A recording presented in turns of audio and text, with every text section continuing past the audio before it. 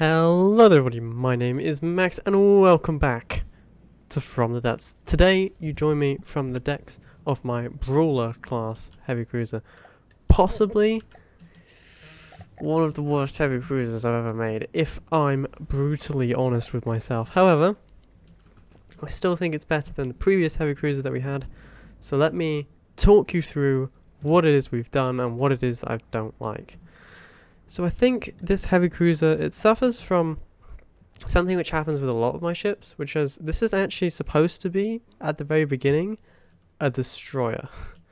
And I kind of set the hull up thinking that it was going to be a destroyer. So it kind of ended up getting a lot taller than I wanted it to, and it ended up getting a lot wider than I wanted it to. But as I was building, I kind of like, oh, I need 4 guns, and oh, maybe I should just make a light cruiser, and then oh, they need to be rail guns, so oh, maybe it should just be a heavy cruiser, and here we are. So we have these two 250mm guns, obviously 4 of them per turret. They fire heat rounds, that's high explosive anti-tank. I kind of swore off heat rounds a little bit, and I wasn't going to use them, but I ended up going back to them. Just because in this specific ship is kind of designed to do what the Mars class can't, which is engage enemy vessels like the lightning hoods, so ones which are made almost entirely of metal. This is the shower that we've got. I recently discovered that you can actually have a secondary heat round at the back, and it acts as like kind of a high explosive, so we've got one of those. So the main heat round does a lot of more damage than the secondary one does, but whatever. At least that way, if they've got ERA or something, we can maybe punch through. Now the railguns are less to do with actually using them for kinetic energy, and they're a lot more to do with just using them so we can store more high explosive shells. Because we need just less gunpowder, because we can just throw it quicker. And that was the plan anyway. It still ended up with quite a lot of gunpowder in, so I'm not sure how useful that really was. You may have noticed, you may have noticed along the side here, we've got these casemated guns. I needed something to add a little bit more damage, and they would do. So we strapped those on. And then, if I'm honest, I actually completely forgot about... Oh, what did I just shoot? Oh, I shot my own deck. I completely forgot about torpedoes, so we kind of just strapped them on here. I feel like the armor is not sufficient for a heavy cruiser. Now, if we hit it with a reasonably powerful explosion, I don't know, on the side here, it kind of blocks everything that we need to. We kind of went with a different design for the ship. So at the front here, we actually have the AI, which is a new thing for me. I don't usually put the AI at the front. My idea for this was that if we have the AI at the front and the ammo at the back, we kind of put them in the two least likely places to be hit. At least that was the initial idea. And this time we actually made sure that both the ammo and the AI is completely surrounded by armor, heavy armor, and even some applique panels to try and stop any heat rounds from exploding in there. So there should be no way that the ammunition explodes or the AI explodes before the ship explodes. If the ammunition is exploding, the entire ship should be a wreck, sinking below the waves. At least that is the plan. The other thing that we changed is we actually armored our PIDs, which are holding us up, obviously. They're controlling the propellers.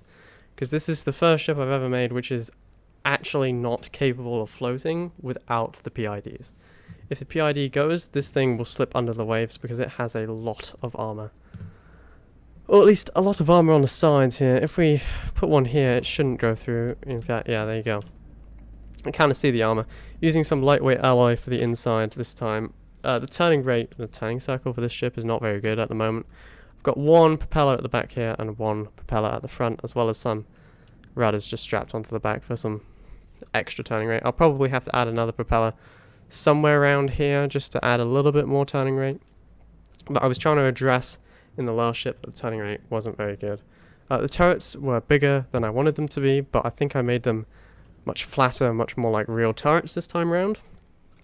But that also meant I kind of had to squish the superstructure down a lot more than I wanted to, so it kind of looks weird.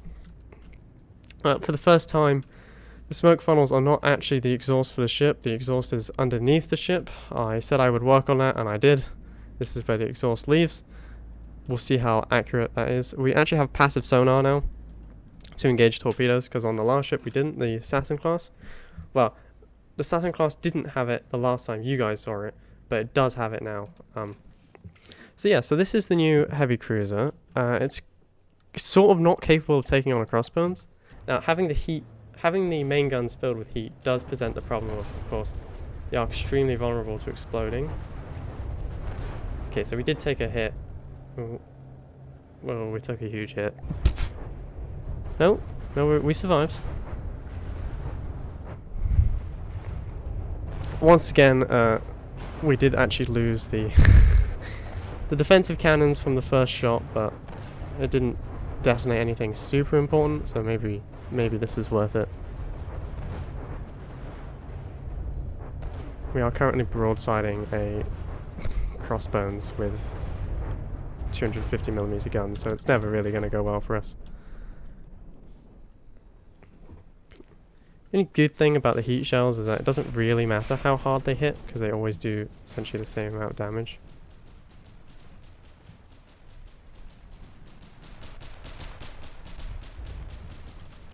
How are we doing? It doesn't look like we're doing very well. Well, we're doing alright. All the main guns are still functioning, so that's what really matters. Accuracy is not great. Looks like the LAM system might be destroyed. It's in the process of being destroyed. We've lost all the LAM nodes on the side. Ooh, and we lost the front turrets. Okay, well, point proven. It cannot quite destroy a crossbones, but then again, a crossbones is a battleship, and this is a heavy cruiser, so be kind to it. Be kind. It's not the best ship I've made. I think it's better than the previous heavy cruisers, so that's a win.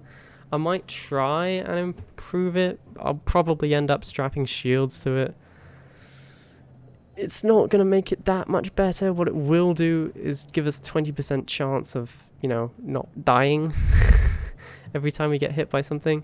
The main problem is that I really wanted a much more advanced sewer system, and just having the superstructure crushed so much, it really limited the ability to actually add a big sewer system, which is what this thing really needed, just because the armor is lacking on plunging fire. It's like the hood, really. It doesn't have enough deck armor, but the belt armor is thick. So it's fine as long as we're at extremely close range. I'll be able to brawl with them, no problem. But at any long ranges, we're in trouble. Anyway, that's this. I don't know if that's going to actually make it into the... No, that's not what I want. I don't know if that's actually going to make it into the campaign. Before I end this video, I will just show you what I did with the Saturn class Dreadnought, because it has had a couple of improvements since you last saw it. I believe the last time you saw it, it didn't have this artillery battery up here, engaging enemy aircraft. We strapped on some of these 50 cals to engage, to act as a little CWIS system booster.